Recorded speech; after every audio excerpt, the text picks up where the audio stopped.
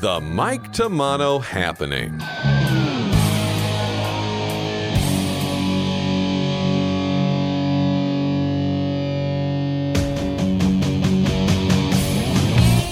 Welcome to the Mike Tamano Happening, where I, Mike Tamano, host great conversations with amazing people. I hope all is well since we last met, or more appropriately, when my stream of consciousness via various streaming services entered your stream of listening enjoyment time allotment. So thank you for making time for me once again. My Tamano blog continues to catch fire at MikeTamano.com. It's my bi-weekly ruminations on the state of the world, entertainment, political issues, and whatever else travels from my brain to my keyboard. I've been listening a lot to the new Ted Nugent album, Detroit Muscle, and it features some of his best work, some really great songs. I suggest you get a copy on CD to take along with you on your travels, and a vinyl copy to enjoy the lush production on your home system. Yeah, cool stuff. A summertime soundtrack for sure, and you can check out my review of it on MikeTamano.com as well. So as summer approaches, my workload increases with the Baked Potatoes Band playing most weekends, sometimes 2 shows, and I continue my music teaching gig. And of course, my daily morning radio show, which you can hear mornings 5 to 10 in the Kankakee River Valley of Illinois, streaming live at WVLI927.com. So that's 5 to 10 Central during the week. Or you could just download the Valley app and take it with you wherever you go. And that the instructions for that are also at WVLI927.com, I think. Listen, I've never downloaded an app in my life. My daughter does everything on my phone for me other than answer, take calls, and text. So in between work, of course, I'm spending as much time as I can with my wife and daughter, squeezing some fishing in as well. And so far, the fishing's been tough, man. It seems to rain every other day in Illinois. And like I've stated before, the state sees about 5 to 6 really gorgeous days per year. And the rest are either cold and snowing or miserable and raining. So the retirement plan definitely leaning toward a state with mild to no winter climate. Or if it does have a major winter, it's got to be someplace that I can chase moose, elk, and bear with my bow and arrow. You know, I'm not a skier. I don't snowmobile. So, you know, if I'm going to do winter, it's got to offer more than just sliding around on ice covering Illinois dilapidated roads. So as the world continues to spin out of control, my time in the woods and on the water are becoming more and more crucial to my happiness. My wife and I have set a goal for 2023, which includes no purchasing of vegetables or meat from the grocery store, relying on produce we get from our ever-expanding garden, eggs from our chickens, and game meat that I procure from my adventures afield. And my wife is a hell of a gardener, so the luck you wish should be applied to my hunting and fishing escapades. This episode's guest is a true inspiration, and I've been a great admirer of hers for many, many years. Brenda Valentine is the First Lady of Hunting, and she's responsible in large part for leading women into the field through her great example. She's a respected writer, media host, juggernaut in the outdoors industry, national spokesperson for the National Wild Turkey Federation, host of the National Wild Turkey Federation's award-winning TV program Turkey Call, Bass Pro Shop's National Redhead Hunting Team member. She appeared on Bass Pro's Real Hunting TV, and she's a regular on their King of Bucks program. She's the first woman inducted into the National Legends of the Outdoors Hall of Fame, a member of the West Tennessee Sports Hall of Fame, a nominee for the National Archery Hall of Fame, 2012 inductee into the Tennessee Turkey Hunters Hall of Fame, 2013 Professional Outdoor Media Association Pinnacle Award, and the only woman and the first woman to represent the outdoor and hunting industry in the 2012 Armed Forces Entertainment Outdoor Legends Southeast Asia Tour. National champion, 3D archer. She's been in the Wall Street Journal, and she's really an amazing woman, a real down-to-earth person that I always enjoy talking with. And it's been much too long since we've had a chat with Brenda Valentine.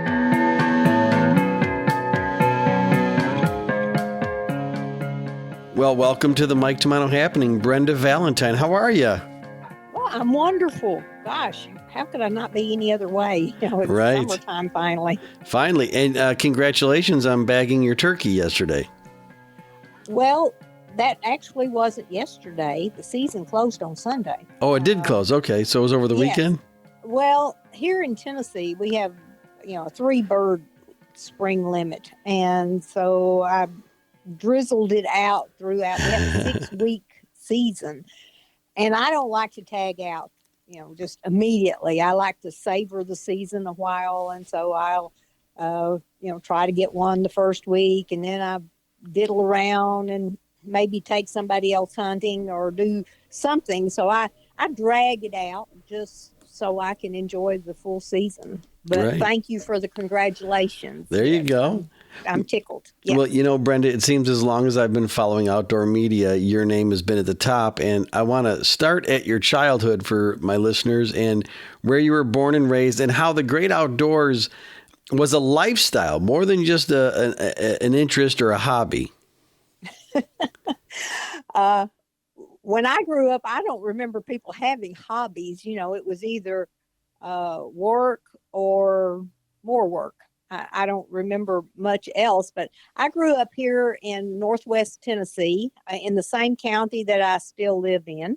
And we were just poor farmers. We lived in a remote area, and we row cropped, hunted, fished, grew our own everything we eat. So we were pretty much, we weren't survivalists, but we lived off the land, as did most people in our area. That was it. You had a milk cow, you had chickens, and you had your own pork, and you hunted. We did. My father was a very avid, talented, gifted outdoorsman. He, just one of the best shots, probably the best shot I've ever been around, just open sights and the old raw kind of shooting. And he trained hunting dogs. We always had a pack of hounds around there, and he had a reputation for, that he could make a poodle tree a coon. So that was kind of and I was the oldest child, so that was the atmosphere that I grew up in. There wasn't much big game back in those days. Turkeys hadn't been introduced, and it was mostly squirrel and coon, possum, stuff like that. But you get enough of them, it'll fill the pot. That's right.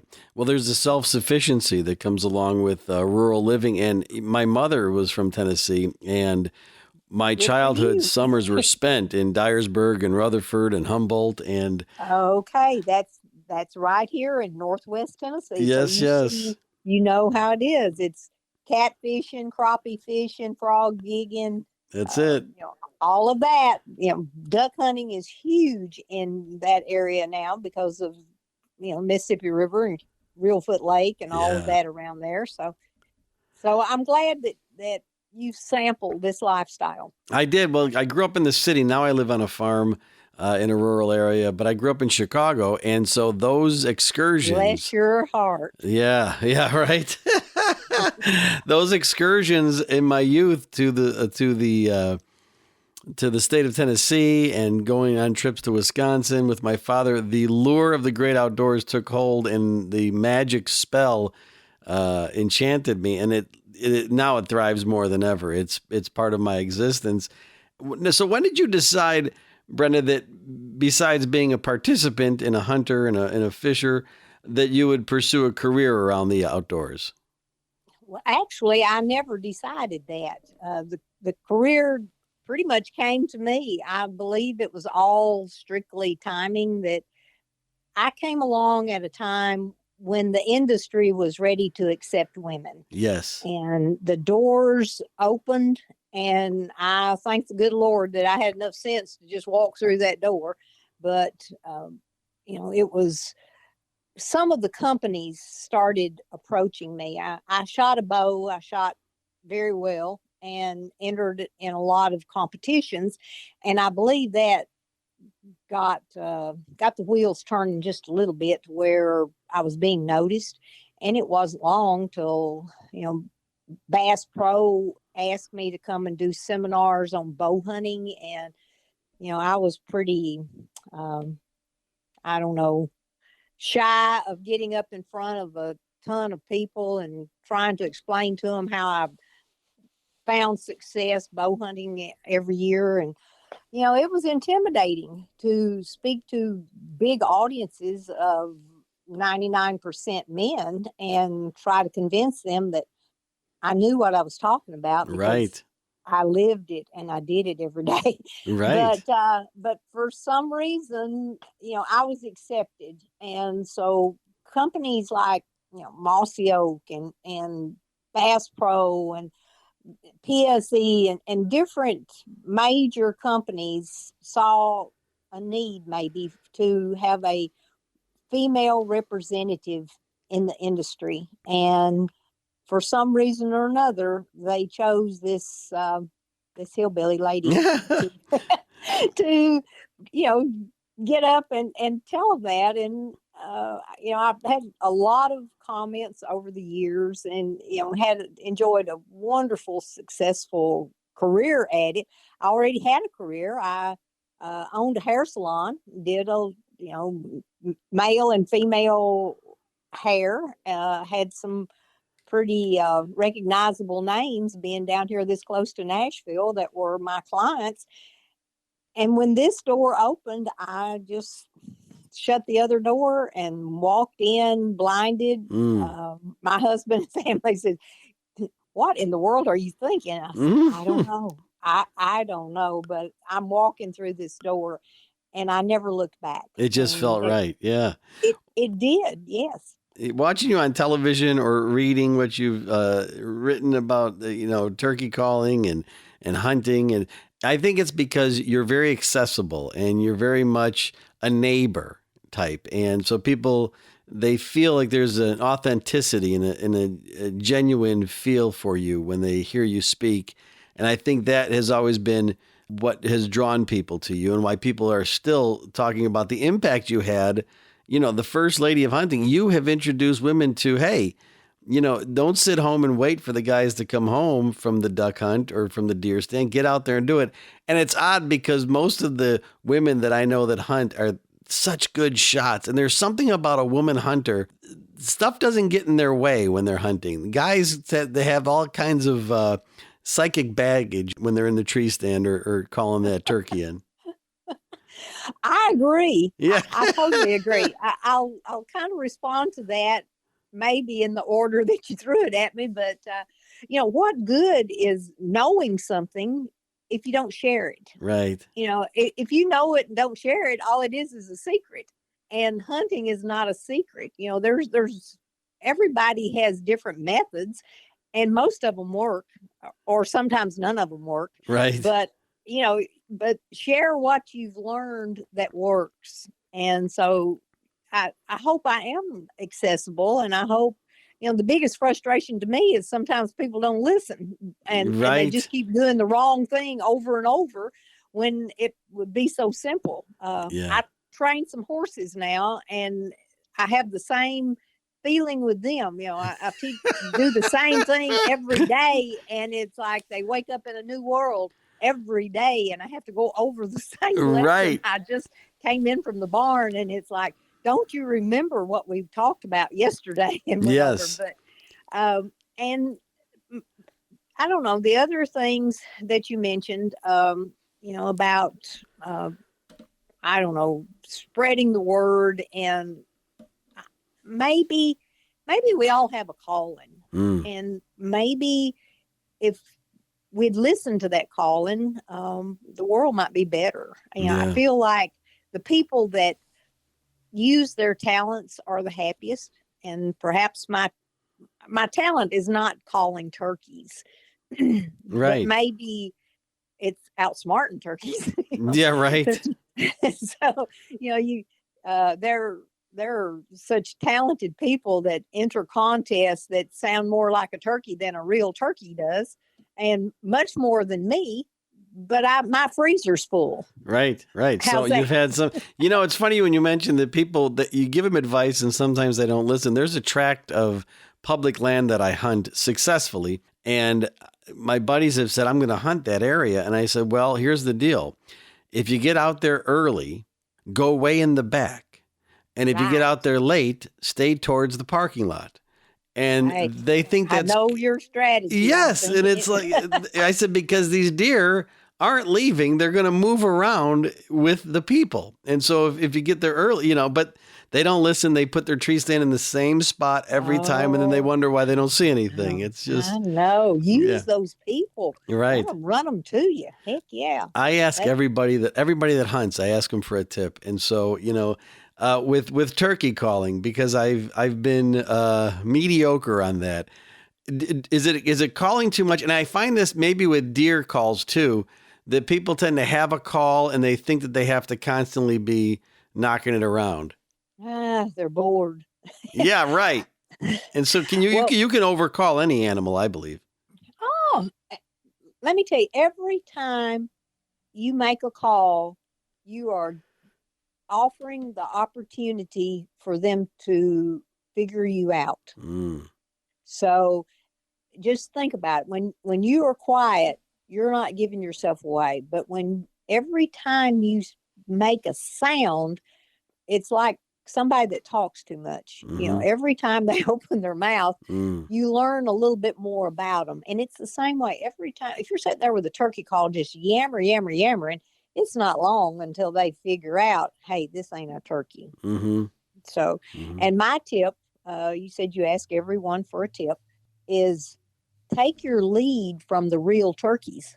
If you want to sound like a hen, do what the hens are doing, because the hens don't do the same thing every day. There's different cycles they go through according to the time of the year and the breeding period that they're in at that time. They may be very vocal trying to get noticed by the gobblers, or they may totally shut up because they don't want a gobbler around. They may be sneaking off to lay an egg, or they may be just coming on the nest and coming out to eat a little bit.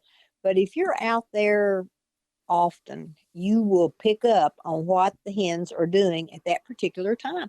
Do what they do. Right. If they're just yakking back and forth and making all kind of racket, and you can hear them all over the woods, jump in and yak with them. But if you're sitting and you see hens out bugging and pecking and scratching around, and they're not making one sound, well, then that might be the lesson of the day that you need. Do what they're doing. Yeah, because you're not going to introduce the noise to the game. The game has to introduce it to you. Yeah, exactly. That happens sometimes with elk callers as well. They tend to call a lot, and it's been said that the major bulls already know what every other elk sounds like in the woods. So the more you call, the more, like you said, you're giving yourself away. Yeah. Well, I think people like that sound. Everybody loves to hear a turkey gobble, and everybody loves to hear an elk bugle or an old buck do that excited grunt. Yes. We love that sound. And so we just sit there and do it to entertain ourselves. It's like playing an instrument. Right. And so, it defeats the purpose. It's a great tool when it's used correctly. And when it's used incorrectly, it's your worst enemy. Yeah. One of the great pleasures in my life is introducing children. We have a kids camp we do every year where we teach them hunting and fishing skills and how to canoe and how to shoot archery. And you bring people in from the city who have never even given it a second thought. What advice do you have for getting that family member, that cousin, that neighbor who has never even thought of hunting to maybe give it a try? I don't push hunting on anybody. I'm finally decided that I feel it's a genetic thing. I think in the beginning, God gave everybody a job, and he created doctors and bricklayers and teachers and what have you. And I also think he created providers, and those providers are farmers and hunters. Mm-hmm. And so, and I think, not everybody, I mean, realizes that they're genetically inclined to hunt. Just going out in the woods doesn't make you a hunter. You have to feel a challenge or some kind of, you want to outsmart that animal and bring it home to the tribe or whatever. I don't want to get too far out on this. No, but it is a primal thing. And it's funny you mentioned that some people are inclined toward it, because my wife is a wonderful gardener, but she has no interest in killing an animal. And exactly. For me, it's the reward that it spans the spectrum of emotions, because I do feel sad when I take a life of an animal. Yes. Yes. And people don't understand that. They're like, well, if you feel sad, why do you do it? Because you can't explain the entire process that goes into it and the spiritual connection. Does your wife feel sad when she picks a tomato? Right. I mean, no, she understands it completely. She just doesn't think she could do it, I think I read a little quote the other day, and it's like, hunting is not a blood sport, but it is a sport that's in our blood.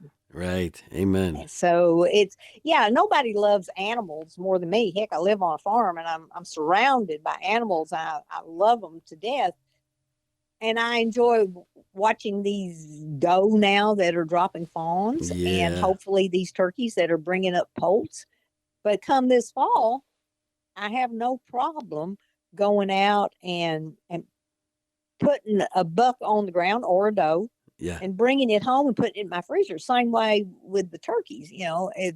There's nothing much prettier than a big old gobbler all fanned out, unless it's a freezer full of packaged meat that I know we're going to enjoy for the next year. Amen.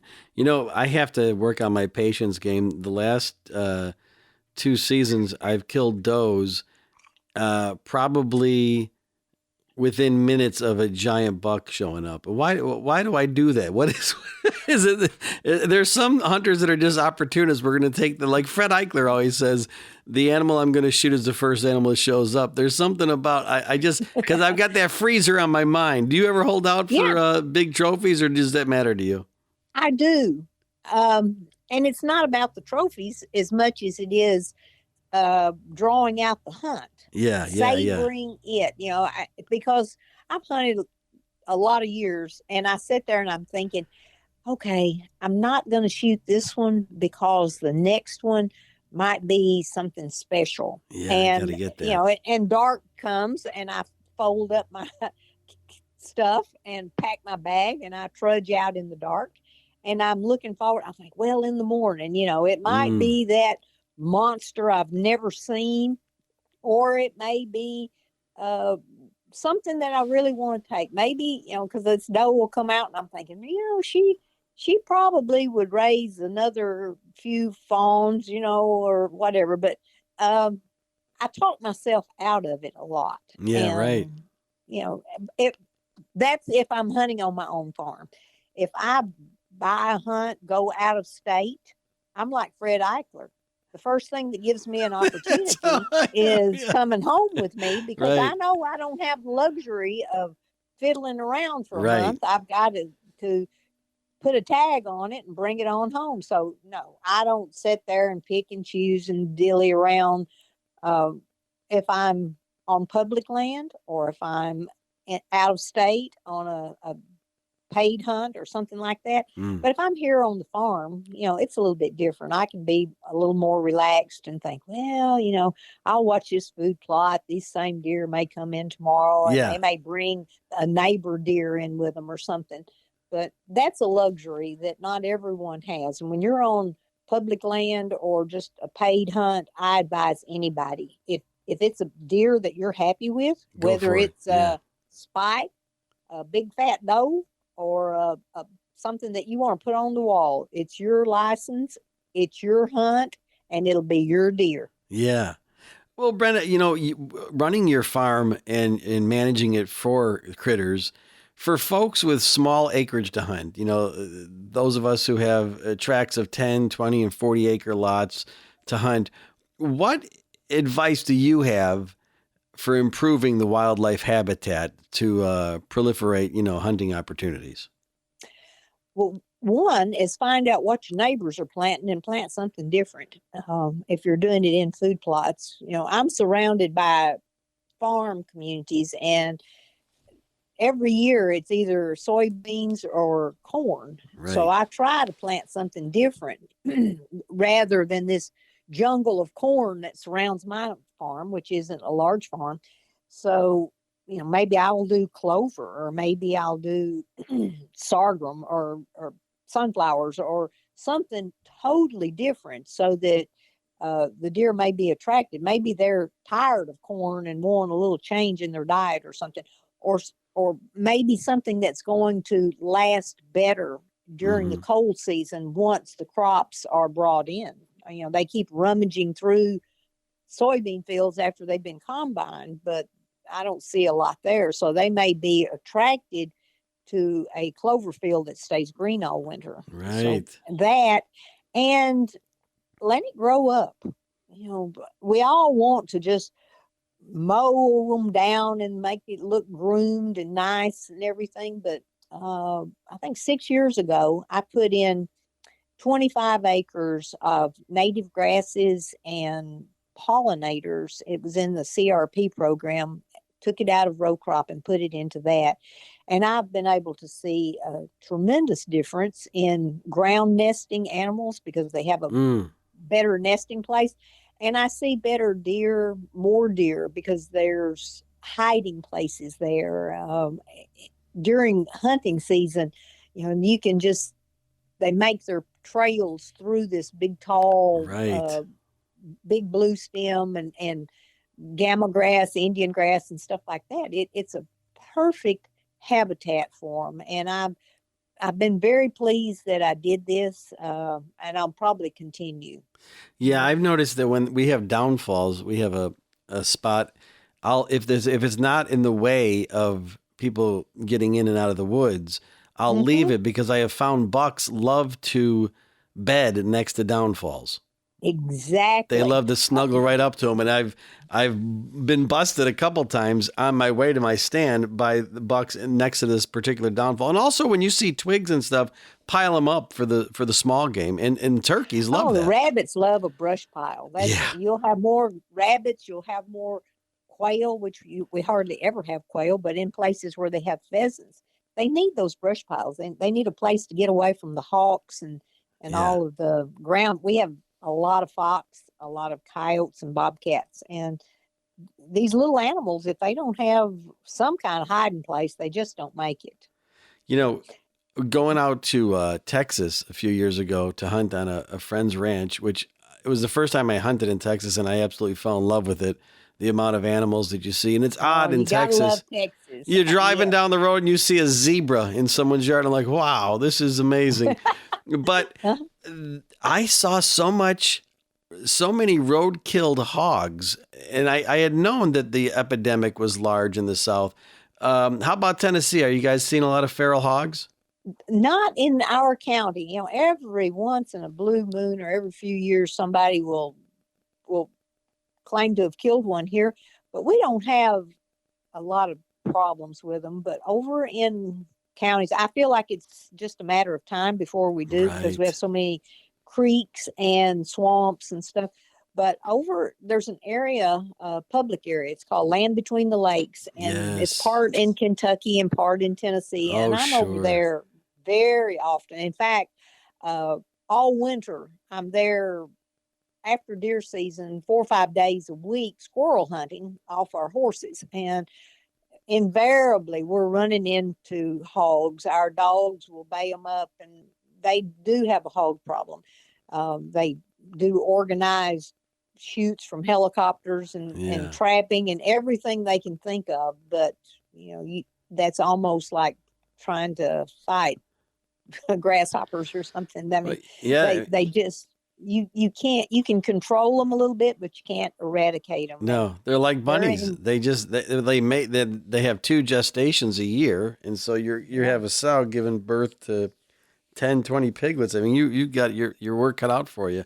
That's right. And they're in areas that are not easily accessible. And Mm-hmm. over there, it's rugged terrain and 170,000 acres of woods. So, Yeah. it's a hog has a lot of places to hide over there. So, Yeah. but I hope we do not get them. I mean, they're so destructive. As many crops as we have around here, it would just devastate the farmers, and they're having a tough time as it is. Yeah. One of the things that I love about you is that you advocate acceptance of hunting methods, even if they differ. And if it's legal, do it. And I've always thought that the infighting within the ranks of the hunting collective is a great weakener of our cause. I hunted hogs in Tennessee with dogs. And after I did it, I thought to myself on the way home, I was glad I was successful, but I thought, yeah, from now on, I think I'm going to either stalk them or sit in a blind. But I never once thought, boy, I don't think guys should ever hunt with dogs. And I think people that, bring that up are really detrimental to our cause. And you've always been a proponent of, if you want to get out in the outdoors and live it up, do it your way, as long as it's legal. Absolutely. Yeah. I do. I encourage, and I'll probably get booze for this, but that's just my theory. If you want to hunt with a crossbow, if you want to hunt with a stick and a rock, that's your business. If it's legal, I don't have a problem with it. That doesn't mean that I want to do it, Right. But I'm going to keep my mouth shut and cheer you on for whatever you do. Just as long as it's not a big poaching thing. Now that I get a bad taste about. Oh, of because course. that hurts us all. No, if But it's legal and ethical, legal, yeah. And as far as hunting a hog with a dog, I have no problem with that. Oh, I don't have a problem with it at all. I just, it wore me out. I thought I was going to pass out running up and down the Cumberland Mountains. That's what I'm saying.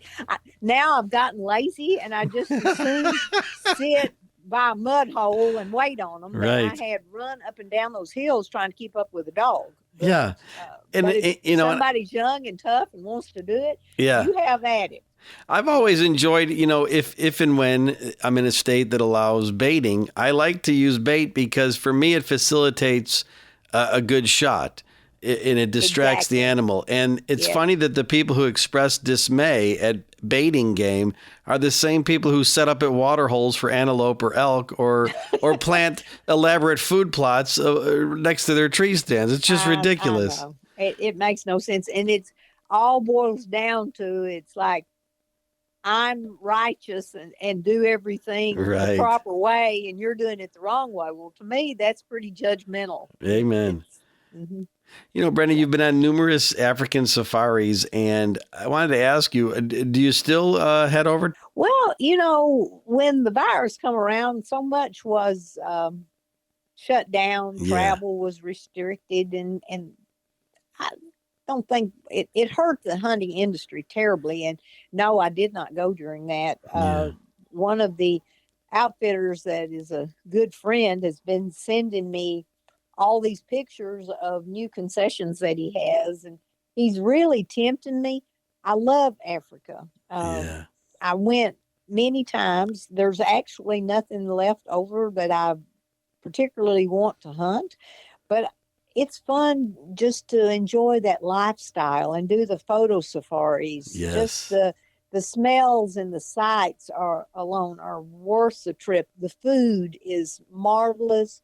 The life swing, it's much slower and calmer, where you have a time to observe the little things and soak it up, where here, our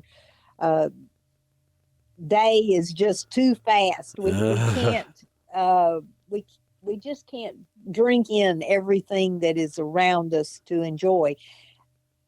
And for some reason, or I'm not sure how they do it, but they've harnessed that over there. They go at life much more relaxed. I miss the fires and the simple food, whatever you took that day, whether it be a warthog or a giraffe or a zebra, that's what you had for supper that night. Yeah. And it was peaceful, even though there was, in the latter years, there was internet service and all that.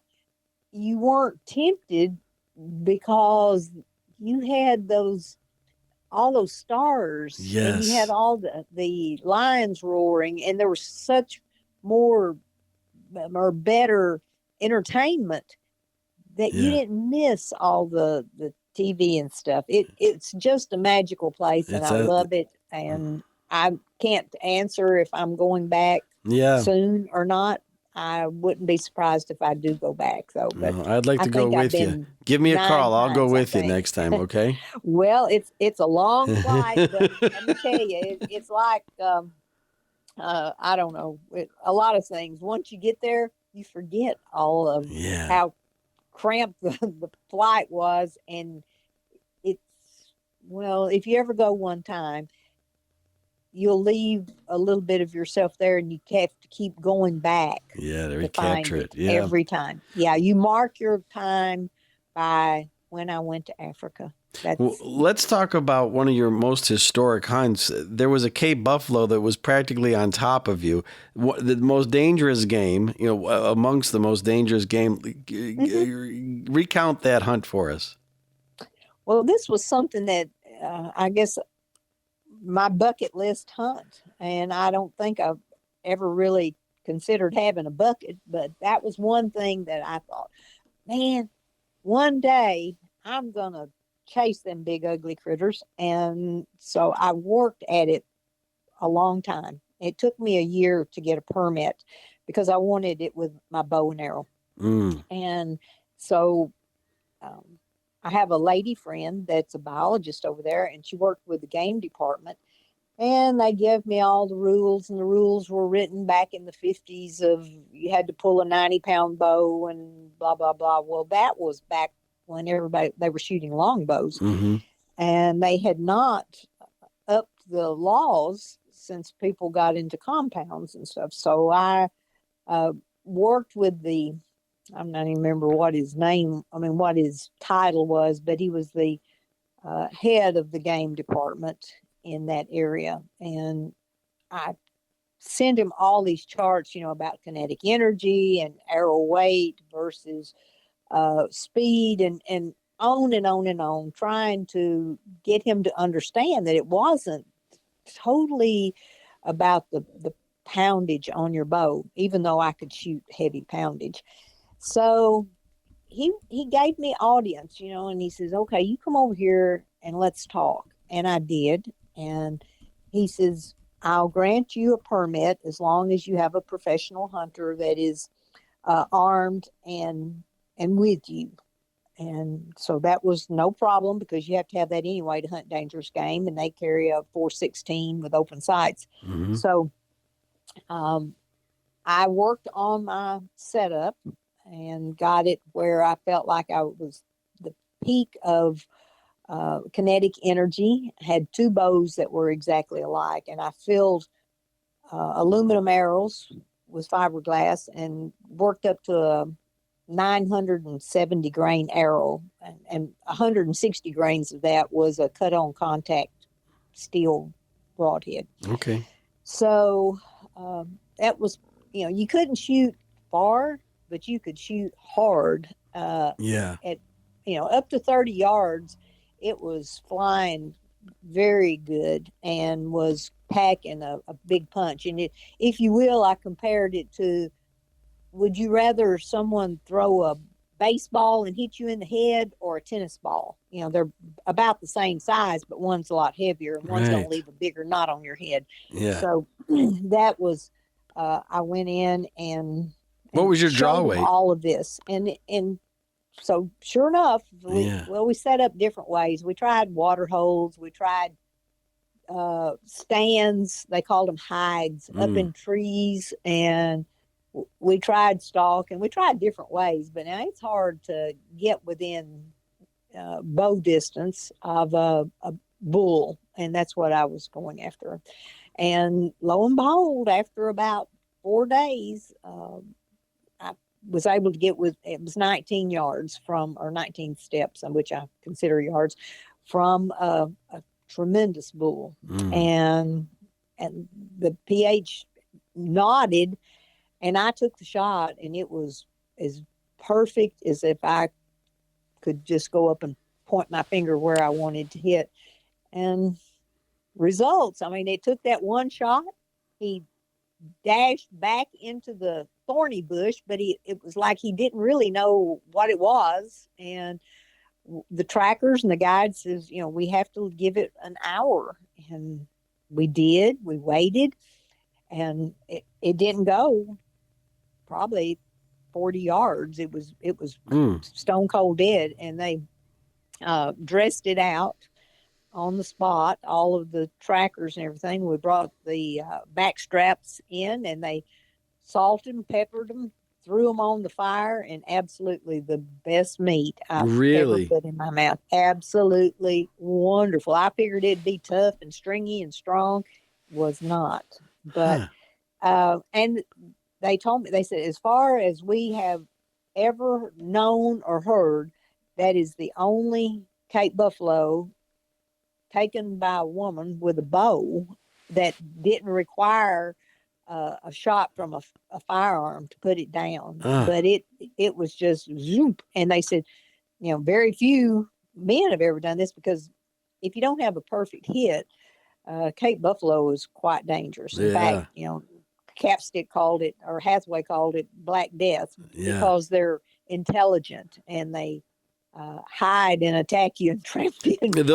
They'll circle back around you. Yeah, they circle around and get you from behind. Yeah. They're very intelligent. How amazing is that? So that was one of many highlights. But I was reflecting during that hour that we were waiting, and just to make sure that, you know, that it was a good shot. We didn't want to rush it at all.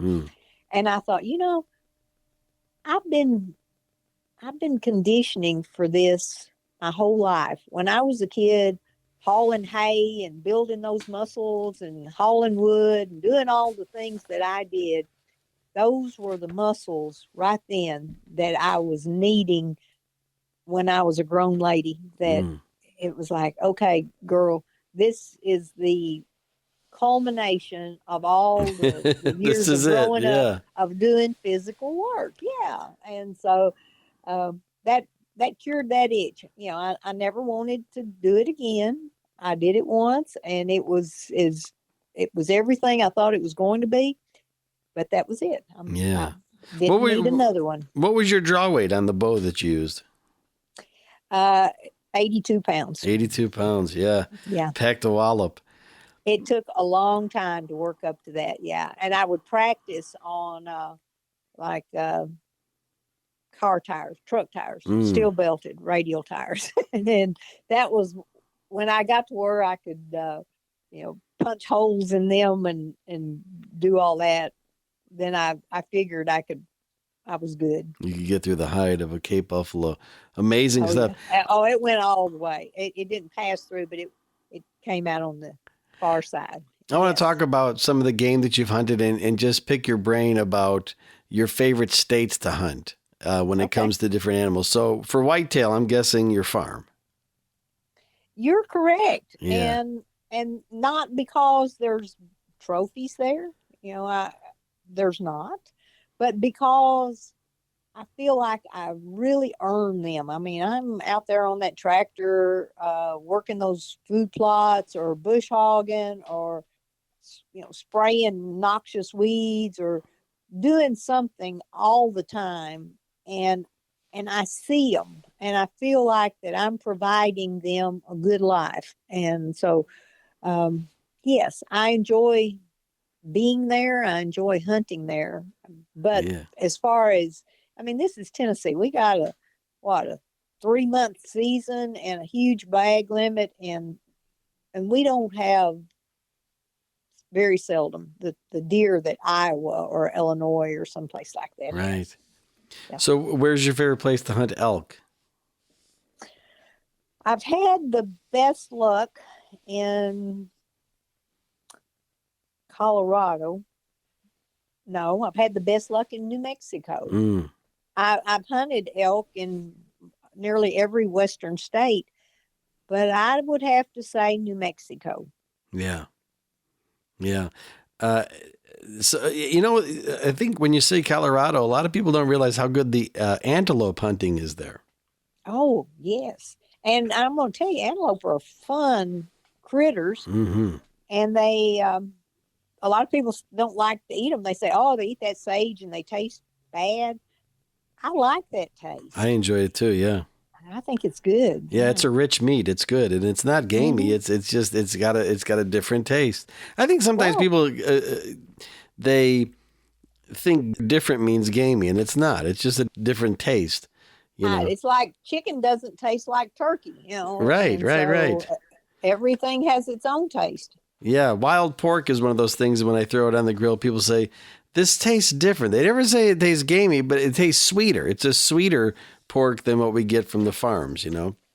Well, to me, when I'm on wild pork, a whole lot of it depends on if it's male or female. Some of Oh those old yeah. boars, Oh whew, yeah. It's on a, yeah. I can smell it, and I prefer a sow. Yeah, sour little one. Yeah, you're right. You're right. That's the Yeah, key to hunting. You could, if you go on one of those big hunts, you could shoot one for the wall and then some little ones or some sows for the. I shot a sow in Texas in November of 18, and I got so much bacon. She was so full of fat that the bacon was incredible. What about your favorite place to hunt caribou? Well, I haven't done a lot of caribou. I have hunted them, and it was in Quebec. I've done hunts up there, and gosh, if you hit the migration, it is wonderful. It is Yeah, slam right. dunk. But and if you don't hit it, it's a long It's a lot of truck. it's a long trip and a lot of nothing. Right. So it's not. The places that you hunt caribou is not where you can just run to town if the hunting's slow. Yes. You're there. You better enjoy nothing or it'll be a boring trip for you. But luckily, I've been whenever the migration would come through, hunting was good. One thing about hunting caribou, a lot of times there'll be areas where there's bear and wolf and other game species and good fishing, which has been the story of where I've been. So once you tag out and maybe your buddies are still hunting, then there's other things to do. And in our party, the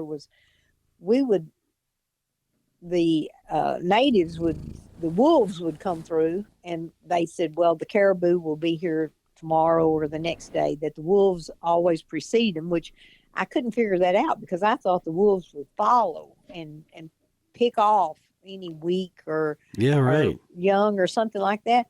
But it wasn't like that. And I never did understand that, but they said the wolves show up first. So maybe they were there waiting on them. I don't know, but we did see the wolves would just be traveling through, and then in another day or two, the caribou would come straggling through, and then there would just be herds of them. So it's a fun deal. It's kind of like Cape Buffalo. It's not something that I have to do every year or real often, but it's one of those experiences that just gives you a lot to think about, made my life fuller. Yeah.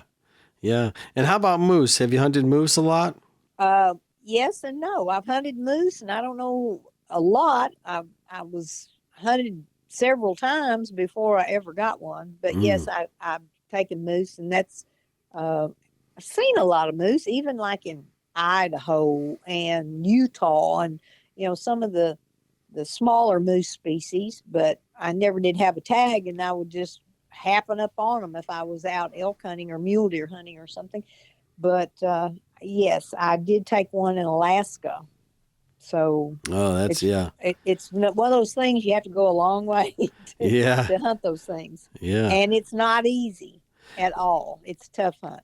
And all those animals are magnificent and majestic and magical, but there's something about the white-tailed deer. that is just puts them on the, as far as I'm concerned, puts it at the top of the I agree. wildlife world. They are just, like Fred Bear said, if you can successfully hunt a white-tailed deer, then you can successfully hunt any animal, because there's nothing as wary and is ready to spring as the whitetail.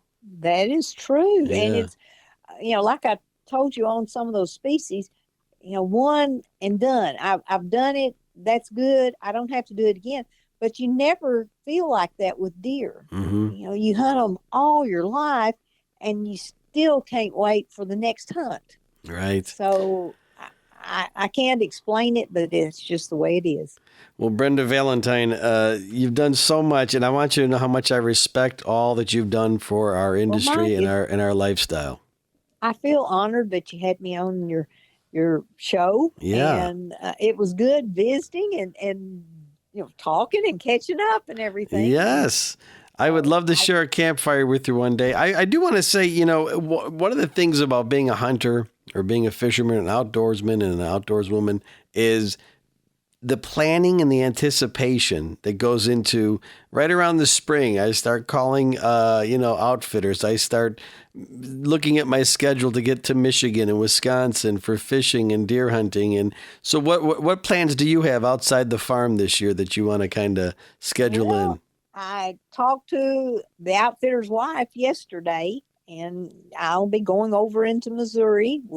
I have friends over there that run an outfit, and I love hunting with them, and partly because I just like being around them, and they run a legitimate camp.